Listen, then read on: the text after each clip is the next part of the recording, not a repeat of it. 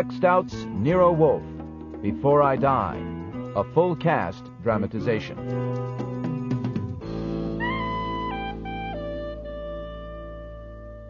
That Monday afternoon in October, life in the office of Nero Wolfe, where I work, was getting to be more than I could stand. What time is it, Archie? When you asked me 5 minutes ago, it was 3:25. It is now 3:30. And when you ask 5 minutes from now, it will be 3:35. But I won't be here to answer, because I am going out for a walk. A simple answer would have done. Indeed, it would have been all that was expected. Oh, boy. My walk will last for half an hour, by which time you will be upstairs with your orchids, which will give me a 2-hour break from seeing you in this pitiful state.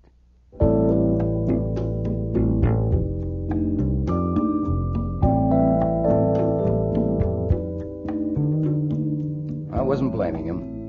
I was merely fed up with him. You see, it was smack in the middle of the great meat shortage after the war. And to my 270-pound boss, a meal without meat was an insult. He'd got so desperate that he started taking long walks, as, for instance, back and forth between his chair and the bookshelves. Anyway, I got my coat on and was just reaching for the front door.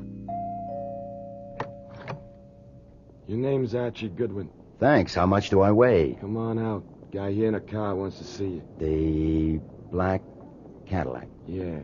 Uh-huh. Hold it for a minute. Da, da, da. Who is at the door? A man with an embalmed face. What's this? You're taking your gun? I was asked to step down to the curb and see a man in a car. I recognize the man since he is one of our most famous citizens, Tizio Parito, also known as Daisy Parrot. His latest title is the King of the Black Market. Look, when he phoned this morning, I told you I wouldn't see him. Yeah, and I told him. I guess Daisy Parrot doesn't take no for an answer. You're Archie Goodwin. And you're Daisy Parrot. What do you want? Hey, boss, he's got his hand on a gun in his pocket. Then he's a damn fool to let you stand behind him. Mr. Wolfe knows you're here. Now, what do you want? I want to see Wolfe. Nope. No, sir. I told you on the phone this morning that Mr. Wolfe is too busy to see you. He's got more work than he can handle now. I intend to see him. Bring him out here. Now, look. Don't think I'm laughing you off. People who laugh you off are apt to show up at a funeral playing the lead, okay? But whatever you have in mind, Mr. Wolfe wants no part of it. Now, that may make you sore, which I'd like to avoid if possible. Archie! My God. Archie, what does Mr. Parrott want? Nothing. He just stopped by. He wants to see you. Then confound it, Archie. Bring him in here. What? Bring him in.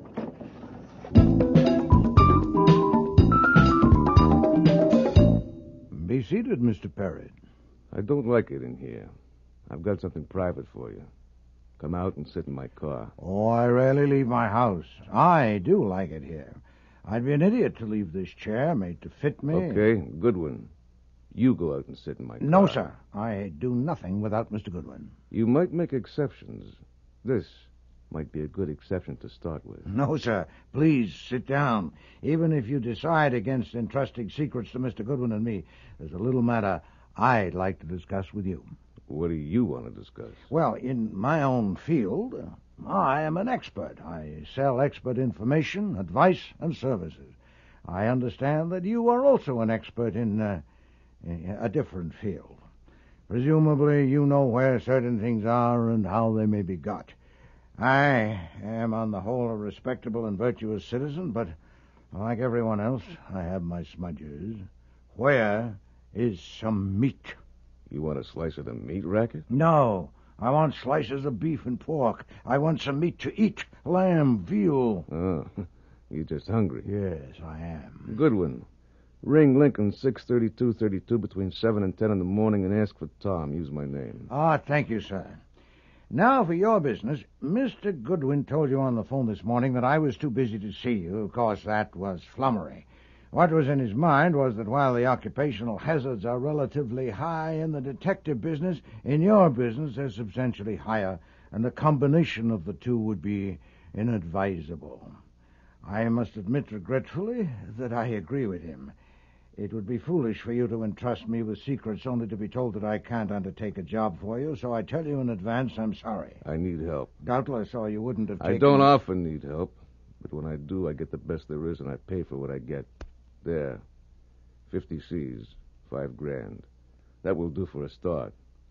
I'm being blackmailed, and your job is to stop it. But I've told you, Mr. Parrott, I'm being blackmailed by my daughter. Hold it. Nobody in this world knows about that except me. I said, hold it. Now I want to warn you that Mr. Wolfe is every bit as stubborn as you are. This is damn dangerous for all concerned. Now, he's told you he doesn't want to hear it, and neither do I. Now, Mr. Wolfe, what's wrong with egg salad sandwiches? But she's not really my daughter, the one who's blackmailing me. Now you know that, too. I have got a daughter, a real one. She'll be 21 next month. Where you going? You'll have to excuse me, Mr. Parrott. You walking out on me? I always spend from 4 to 6 upstairs with my plants. Always. If you insist on confiding your troubles to me, tell Mr. Goodwin about it. I'll phone you later. You know something?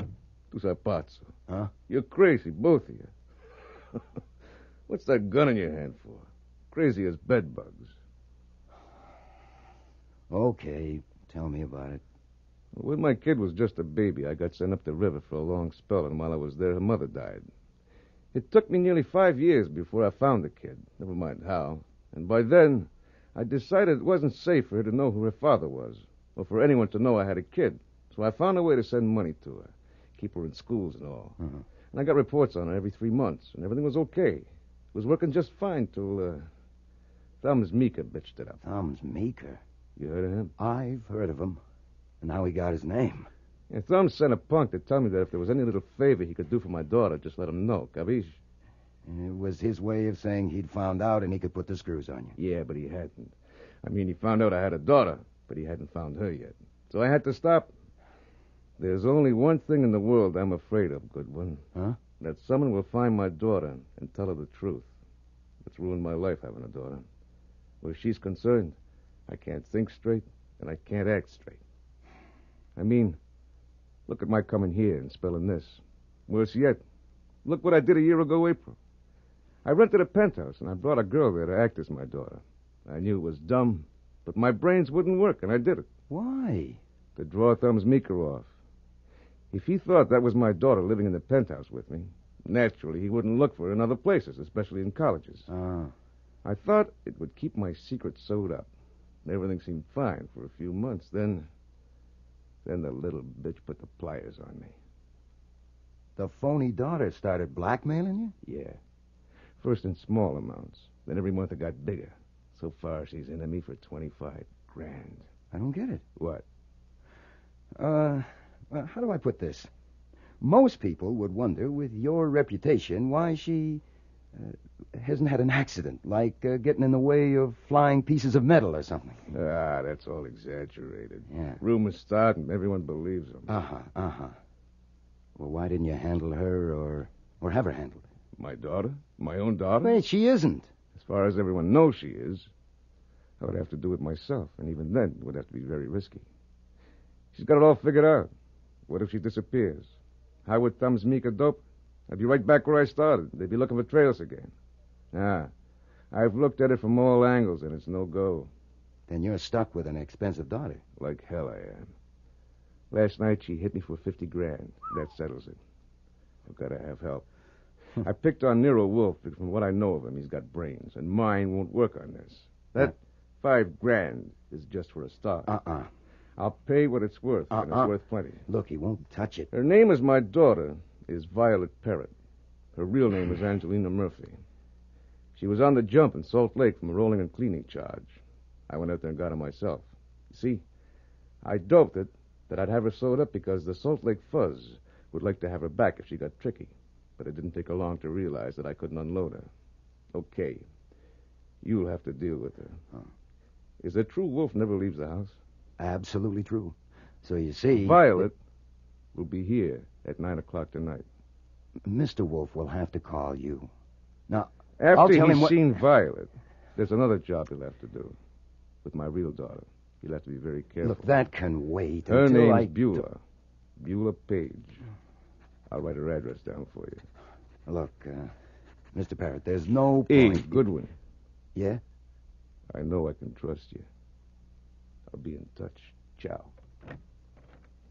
Ciao. Why are you disturbing me, Archie? I'll be down at 6 o'clock. This is urgent. A question for you to mull. Well? What color do you like in shrouds?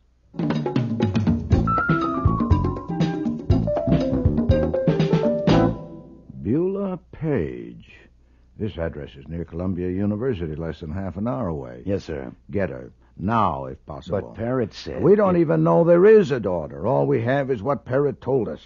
Miss Beulah Page is registered at the university. Medical and Social Services Studies honor student. I checked. I want to see her. At the very least, I want you to see her. You going to introduce me to her? Foy, she's 20 years old. Flummoxed her.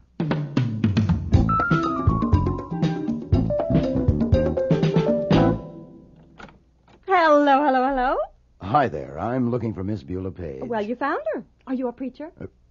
Well, no, I'm not exactly. My name is Stevens, Harold Stevens from Dayton, Ohio. May I have a moment? Sure. Only it's too bad you're not a preacher. It certainly is, if you want one. What I want to ask, I would like very much to have a talk with you this evening because, well, I'll only be in the city a short while, and I want to tell you about the Dayton Community Health Center. How did you know I was interested in health work? Oh, Miss Page, we keep our ears to the ground at all universities. Your outstanding record is known to us, and of course we've read your thesis. You've read my thesis? Indeed we have. It's outstanding, which is why I would like to have a talk with you. Oh, well, that's very exciting, but...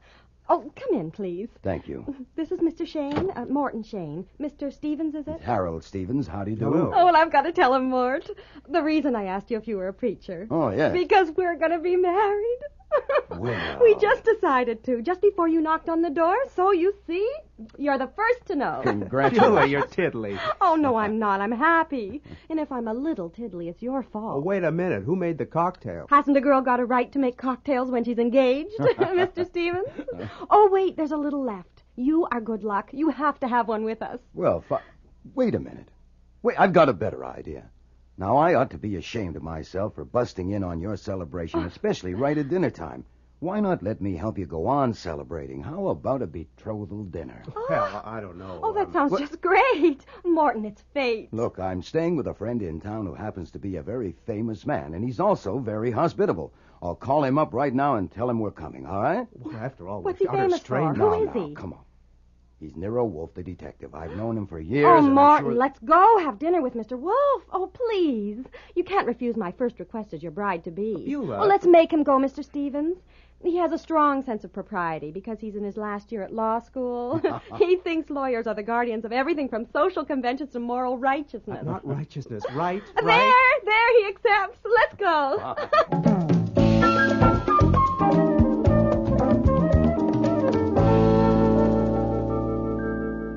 To my surprise, Wolfe helped out over dinner by hopping all over the place. Conversationally, that enjoying is. yourselves? Which saved me from having to talk about the Dayton Health Center. He asked Beulah about her courses. He talked about cases he had handled, which fascinated Shane, which in turn fascinated Wolfe. He adores adulation. Very interesting hearing. He even about ended up calling him Morton, for God's sake. Morton, I hope you're prepared to face the fact that very few people like lawyers. I don't as a general rule. You know, they're inveterate hedgers. They're insufferable word stretchers. I had a lawyer draw up a tort for me once. Well, just a simple conveyance, and he made it 11 pages. Oh, God. Well, 2 would have done it. Have they taught you to draft torts? Oh, no, naturally, sir, that's in the course, yeah. I try not to put in more words than are necessary. Well, for heaven's sake, keep it brief. A little more wine. Thank you. Oh, there's a crack in your wine glass. Fritz, replace Mr. Shane's glass, please. Yeah. Well, Miss Page, let me give you another helping of zucchini alla It was like that right through dinner. Almost more than I could stand. And after dinner, Wolfe and Beulah sang songs. Well, at least Beulah sang. She was in very high spirits. And Wolfe was moving a finger to keep time and evidently trying to hum. For him, that was drunken revelry. I'm sure his mood could only have been brought on by a girl whose father could get him a pork chop. I had to remind Wolfe of our appointment, or we would have ended up with both daughters in the house at the same time.